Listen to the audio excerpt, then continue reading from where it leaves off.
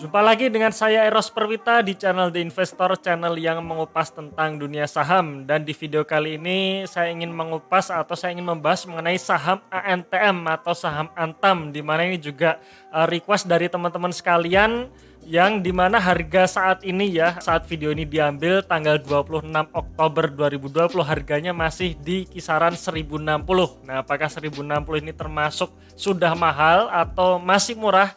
Kita akan bahas di video kali ini ya. Sebelumnya teman-teman silahkan subscribe dulu. Bagi yang belum subscribe, jangan lupa juga aktifkan lonceng notifikasinya plus tonton video ini sampai selesai.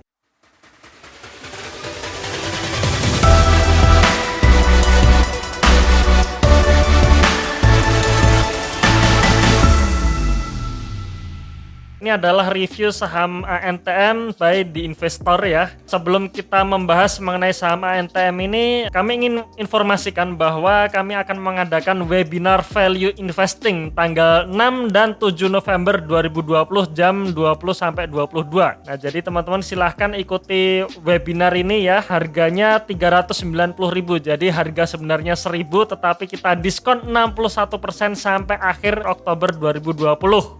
Teman-teman akan mendapatkan bonus berupa rekaman webinar. Jadi kalau teman-teman tidak sempat mengikuti acara ini, teman-teman tetap bisa mengikuti materi yang ada di dalamnya. Plus teman-teman juga akan mendapatkan analisa 15 saham pilihan yang kami anggap layak beli. Plus ada supporting grupnya. Jadi silahkan teman-teman melakukan pendaftaran di www.theinvestor.id. Oke, selanjutnya saya juga ingin menyampaikan disclaimer dulu ya, bahwa saya Eros Perwita bukan ahli pertambangan ya. Artinya saya mereview saham ANTM ini berdasarkan dari membaca laporan keuangan dan juga laporan tahunan perusahaan. Maka saya juga sangat terbuka untuk diskusi positif di kolom komentar ya. Plus ya, video ini juga bukan rekomendasi beli atau jual, jadi silahkan teman-teman tinjau ulang analisanya karena risiko ditanggung pribadi masing-masing. Nah, kita akan bahas dulu mengenai bisnis ANTM. Jadi Antam ini sebenarnya memiliki 3 segmen bisnis utama, yaitu yang pertama adalah nikel dengan proporsi 23% ya. Ini adalah berdasarkan dari penjualannya ya. Jadi berdasarkan dari penjualannya, nikel ini berkontribusi terhadap 23% penjualan ANTM. Kemudian logam mulia dan pemurnian itu sebesar 68%. Jadi emas itu termasuk di logam mulia ini.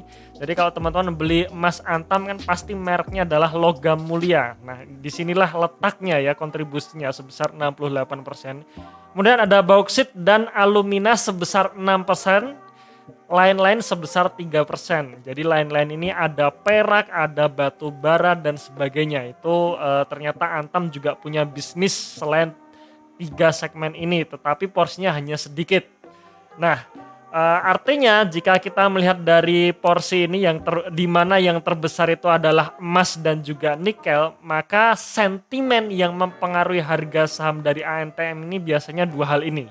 Yang pertama adalah harga emas dunia dan yang kedua adalah harga nikel dunia ya. Jadi yang pertama adalah harga emas dunia, yang kedua adalah harga nikel dunia. Nah, kita akan lihat dulu nih harga emas dunia saat ini ya. Ini adalah pergerakan harga emas per troy ounce-nya dan di sepanjang tahun 2020 ini memang mengalami kenaikan ya, apalagi di bulan Maret. Bulan Maret kemudian sampai bulan Oktober mengalami kenaikan, walaupun di 2 bulan terakhir ini mengalami sideways ya. Terakhir harga emas dunia saat ini berada di angka sekitar 1.900 per troy ounce ya. Ini data terakhir per 26 Oktober 2020, tapi ini sebenarnya masih bergerak naik turun ya. Kemudian kalau kita juga lihat harga nikel dunia ini juga mengalami kenaikan. Dari posisi Maret sampai sekarang masih mengalami tren naik dan puncak kenaikannya di bulan Oktober ini ya, di mana harganya langsung menunjukkan tren bullish. Nah, sekarang kita lihat harga saham ANTM. Nah, ini adalah candlestick dengan time frame 1 minggu. Jadi artinya satu candlestick ini mewakili pergerakan harga saham ANTM selama 1 minggu. Nah, di tahun 2020 ini kalau kita lihat harga sahamnya juga cenderung naik. Dan puncak kenaikannya itu berada di tanggal 14 Oktober 2020 ya, di mana harga saham ANTM tersebut langsung naik 25% ya. Jadi di angka hijau ini ya 25% dari open to close-nya ya. Jadi saya tidak menghitung harga highest-nya, tapi dari open tanggal di hari sebelumnya di close di tanggal 14 Oktober. Dan sampai sekarang per posisi tanggal 26 Oktober 2020 harga saham ANTM bertengger di angka 1060. Jadi masih di atas ya. Sini teman-teman lihat ya, masih di bahkan sudah naik dibandingkan posisi akhir tahun 2019 kemarin. Nah, sekarang pertanyaannya bagaimana sih kinerja dari perusahaan Antam sendiri? Langsung saja kita masuk ke laporan laba rugi kuartal 2 2020. Jadi memang laporan keuangan terbaru masih kuartal 2. Jadi sejak video ini diambil tanggal 26 Oktober, ANTM masih belum mengeluarkan publikasi terbaru. Nah, makanya saya menggunakan publikasi kuartal 2 2020. Dan secara sepintas kalau kita lihat kinerjanya menurun ya. Jadi di posisi kuartal 2 2020 ini dari sisi penjualannya turun sebesar 36% ya. Ini seharusnya gambarnya warna merah ya. Jadi saya lupa mengganti warnanya hijau. Seharusnya kalau hijau ini plus, tapi karena minus seharusnya warnanya merah, tetapi nggak masalah ya. Intinya adalah kuartal 2 2020 penjualannya minus 36%, kemudian laba kotornya juga minus 39%. Dan yang sebenarnya yang paling parah adalah laba rugi tahun berjalannya, yaitu minus 80%. Dari sebelumnya 428 miliar posisi Juni 2019, per posisi Juni 2020 tinggal 84 miliar saja. Nah, sekarang kita coba perdalami mengenai laporan laba rugi ini. Nah, kalau kita lihat secara operating profit margin, jadi antara penjualan dengan laba kotornya itu berada di angka 14%. Jadi artinya dari 9,2 triliun penjualan ANTM itu menghasilkan laba kotor 1,3 triliun. Sebenarnya angka ini masih relevan ya untuk bisnis tambang, karena memang kalau saya bandingkan dengan perusahaan-perusahaan tambang yang lainnya, operating profit marginnya juga di kisaran di sekitar 14 sampai 15% seperti itu. Tetapi di sini yang paling kita soroti, yang ingin saya soroti adalah net profit marginnya, di mana net profit marginnya ini hanya kecil sekali, yaitu berada di angka 1%. Jadi dari 9,2 triliun penjualan dari ANTM ini hanya menghasilkan laba 84 miliar saja. Ya, jadi ibaratnya dari 9,2 triliun ini 9,1 triliunnya kemana gitu kan. Atau dari laba kotornya 1,3 triliunnya sendiri 1,2 triliunnya kemana gitu. Artinya dari segi efisiensi perusahaan ini menurut saya kurang ya. Dan net profit margin yang hanya 1% ini sebenarnya cukup mengkhawatirkan. Artinya ketika nanti terjadi penurunan penjualan yang cukup signifikan, itu bisa membuat laba bersihnya langsung minus ya. Dan ini kita hitung dari posisi kuartal 2 2020. Oke. Nah, kita akan coba soroti beban pokok penjualannya. Jadi kalau kita lihat di sini beban pokok penjualannya 7,9 triliun itu apa saja? Nah, ya di antaranya di sini teman-teman bisa lihat ya, ada banyak pos yang menjadi beban pokok penjualan. Tetapi yang ingin saya soroti adalah pos yang paling atas, di mana angkanya paling besar, yaitu 5,6 triliun sendiri. Jadi dari 7,9 triliun, 5,6 triliunnya adalah pembelian logam mulia. Nah, ini menurut saya pos yang menarik ya. Kenapa kok ANTM ini jualan logam mulia, tetapi ternyata perusahaan ini juga melakukan pembelian logam mulia? Bisa jadi ya, bisa jadi atau bisa kita simpulkan bahwa mayoritas penjualan dari ANTM ini bukan berasal dari tambang sendiri, alias ANTM ini juga beli komoditas dari perusahaan lain. Jadi seperti dagang saja. Jadi kita beli dari supplier kemudian dijual ke pembeli dengan harga yang lebih tinggi. Seperti itu kira-kira. Nah, hal ini bisa kita buktikan ya, bahwa Di catatan atas laporan keuangannya di pos beban pokok penjualan ini ada rincian pembelian barang dan jasa per pemasok dengan nilai transaksi lebih dari 10%, yaitu pembelian dari YLJ Bullion Singapore ya, YLJ Bullion Singapore Ltd itu sebesar 2,3 triliun dan ICBC Standard Bank PLC sebesar 2,1 triliun. Dan setelah saya cari tahu ternyata Bullion Singapore ini juga merupakan perusahaan emas ya, perusahaan yang bergerak di bidang emas. Jadi ANTM ini sebagian besar beli emasnya juga dari Bullion Singapore ini. Ini yang saya artikan dari saya membaca laporan keuangannya. Ya, jadi kalau teman-teman punya pandangan lain, teman-teman silahkan komentar di kolom komentar ini supaya siapa tahu bahwa yang saya baca ini salah seperti itu. Nah, oke, selanjutnya ini juga diperjelas juga di laporan tahunan perusahaan Antam ini ya, yaitu laporan tahunan tahun 2019 ya. Di sini teman-teman bisa lihat perbandingan volume produksi dan juga volume penjualan ya. Penjualan di sini yang dimaksud bukan penjualan secara rupiah ya, artinya bukan nilai penjualannya tapi volume penjualannya. Jadi untuk bisnis tambang ini teman-teman juga harus perhatikan antara volume produksi dan penjualan karena itu berbeda. Kemudian antara volume penjualan ini dikalikan dengan harga rata-rata komoditasnya. Nah, itulah yang menjadi pendapatan dari perusahaan. Nah, kira-kira seperti itu ya. Nah, teman-teman bisa lihat yang di sebelah kiri ini adalah volume produksi dan penjualan emas di mana per tahun 2019 volume produksi Antam hanya 1962 kg saja ya, atau sekitar 1 ton emas yang produksi. Tetapi untuk volume penjualannya itu bisa mencapai 34.000 kg emas atau 34 ton emas. Nah, berarti di sini kelihatan ya bahwa antara produksi dengan penjualan itu sangat jomplang. Artinya mayoritas penjualan emas dari Antam ini bukan berasal dari tambang pribadi. Ya, bukan berasal dari tambang sendiri maksudnya ya, alias Antam ini hanya dagang emas saja, jadi beli emas dari perusahaan lain kemudian dijual gitu, kira-kira seperti itu.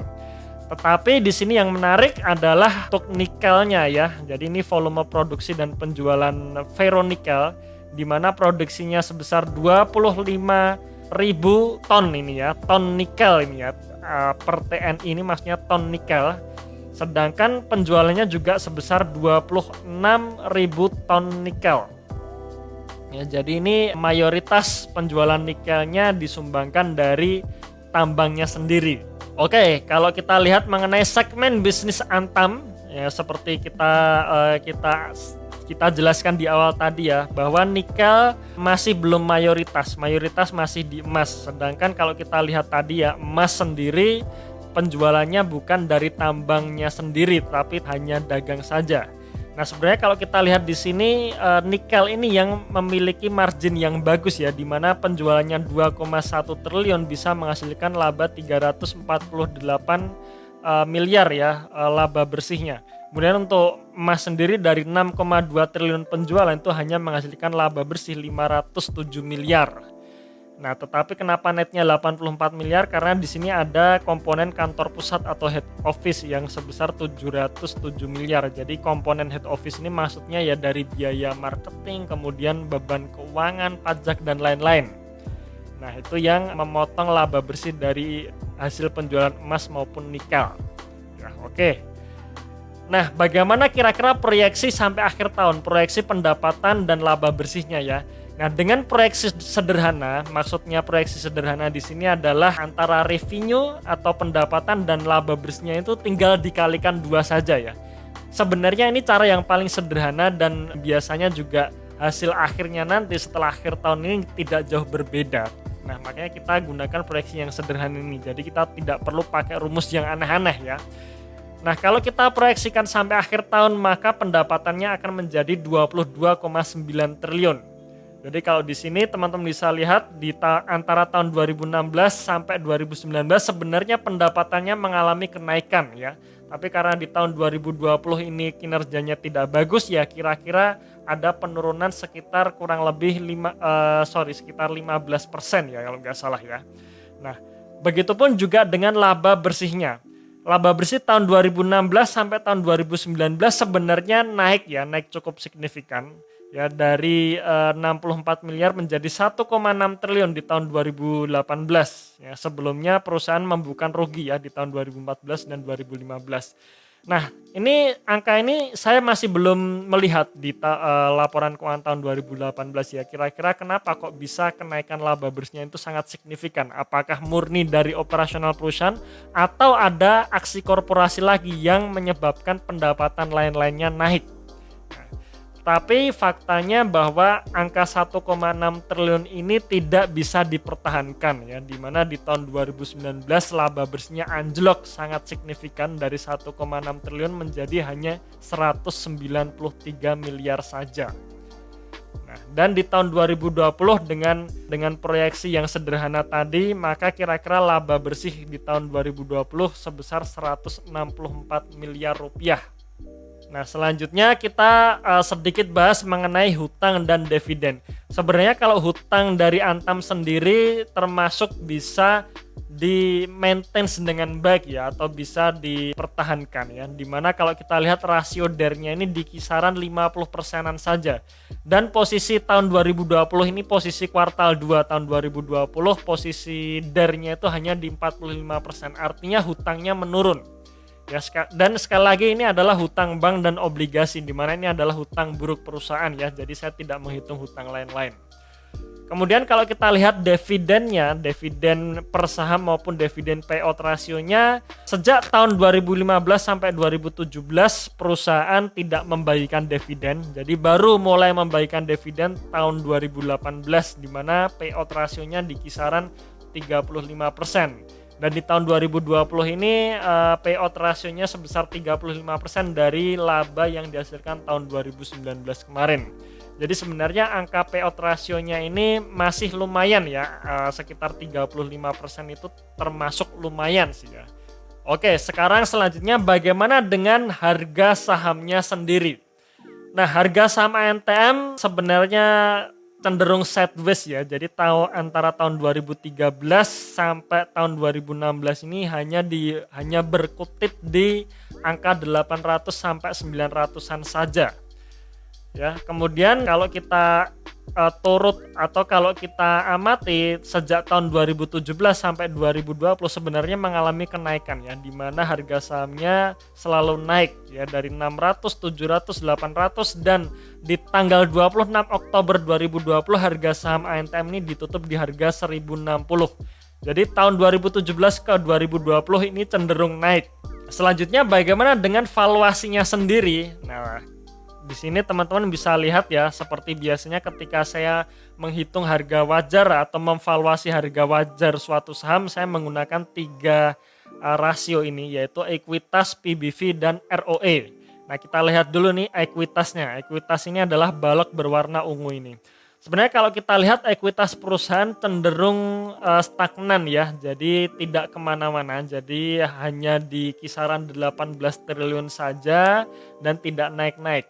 Ya, ini artinya apa? Artinya ya perusahaan menurut saya tidak bertumbuh. Ya, padahal kalau kita lihat sejarah dividennya, ketika perusahaan menghasilkan laba dan dividen dibagikan dengan payout rasio 100%, nah berarti itu wajar jika ekuitasnya tidak naik. Tetapi dividen payout rasio Antam ini hanya di kisaran 35%, seharusnya ekuitasnya ini juga ikut tumbuh. Tapi di sini menggambarkan bahwa ekuitas perusahaan tidak tumbuh ya. Jadi artinya menurut saya ANTM ini perusahaannya tidak tumbuh. Kemudian dari sisi ROE, garis warna ungu yang paling bawah ini.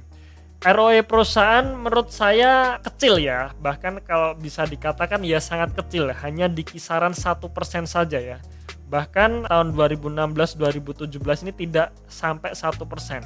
Sempat naik menjadi 8% ya, karena di tahun 2018 tadi ya sudah kami jelaskan bahwa di tahun 2018 mengalami kenaikan laba bersih yang sangat signifikan. Sebenarnya itu sangat bagus, tapi sayangnya tidak bisa dipertahankan. Artinya di tahun 2019 ROE-nya kembali turun menjadi 1%, dan di tahun 2020 ini dengan proyeksi yang sederhana tadi di mana laba bersihnya kita kalikan 2, itu masih menghasilkan ROE yang hanya 0,9% saja. Nah, sebenarnya ROE ini sangat kecil. Jadi kalau buat buat saya pribadi ya, ketika saya analisa saham, kemudian saya menemukan ROE perusahaan ini tidak lebih dari 1% atau tidak lebih dari 10%, biasanya saya akan ganti dengan perusahaan lain. Saya akan skip perusahaan ini ya. Jadi kalau 1% ini baratnya kalau saya berbisnis, saya ngeluarin modal 100 juta dalam 1 tahun itu hanya menghasilkan 1 juta saja. Jadi kalau 1 juta saya punya modal 100 juta ya lebih baik saya depositokan saja nih 100 juta ini ke bank, di mana di bank masih dapat 5%. Ya, jadi masih lebih tinggi bunga deposito daripada ROE perusahaan. Nah, kira-kira seperti itu. Nah, kemudian dari sisi PBV-nya, kalau kita lihat ya, PBV perusahaan ini selalu dihargai di angka 1 kalinya. Ya, jadi ini menurut saya sih harga yang premium ya, dengan ROE yang hanya 1%, PBV perusahaan bisa 1 kali. Ini menurut saya harga yang sebenarnya sudah mahal. Ya, karena untuk ROE 1% ya harusnya sih menurut saya PBV-nya ya di bawah 0,5 seharusnya ya, tapi faktanya ROE dari ANTM sendiri masih dihargai di 1 kalinya. Nah, jadi kalau di sini kita bisa tarik beberapa kesimpulan ya. Yang pertama, kenaikan harga emas dunia tidak begitu berdampak ke kinerja operasional. Karena apa? Karena mayoritas penjualan emas bukan dari tambang sendiri. Jadi ketika harga emas naik, maka HPP dari emas Antam pun itu juga naik ya. Makanya nggak heran ketika emas sangat digandrungi di tahun 2020 ini, di mana orang-orang berbondong beli emas, ternyata juga belum bisa mengangkat kinerja dari Antam sendiri ya. Ternyata salah satunya faktornya karena tadi ya, emas bukan dari tambang sendiri, alias Antam ini hanya berdagang emas saja gitu. Sebenarnya yang kita harapkan dari nikelnya ya, karena nikel untuk penjualan nikel Antam ini masih didominasi oleh tambang nikel punyanya Antam sendiri ya. Jadi bukan dagang nikel untuk komoditas nikel, tapi sayangnya porsinya masih sedikit ya, masih kecil, hanya di kisaran 23% saja. Oke, itu yang pertama. Kemudian yang kedua, profitabilitasnya kecil. Jadi baik dari net profit margin maupun dari ROE-nya hanya di kisaran 1%. Ini menurut saya sangat kecil. Jadi kalau buat saya pribadi, untuk saya mau berinvestasi di saham ANTM ini, saya biasanya sih akan cari perusahaan lain yang ROE-nya paling tidak 10% ya, atau di atas 10%. Baru saya akan menjadikan saham tersebut watchlist. Kemudian yang ketiga, ROE kecil dengan PBV 1 kali menurut saya ini sangat mahal ya, alias sudah sangat premium. Tetapi faktanya ya PBV rata-rata dari ANTM ini selalu dihargai di angka 1 kalinya. Ya, maka kalau misalkan kita anggap PBV 1 kali sebagai PBV wajarnya, harga PBV 1 kali seharusnya Antam berada di harga 800-an, atau bisa dikatakan harga wajar sahamnya seharusnya di angka 800 ya. Tapi kalau saya sendiri sih 800 menurut saya ini masih sangat mahal untuk perusahaan yang ROE-nya hanya 1% saja ya. Itu pendapat saya pribadi.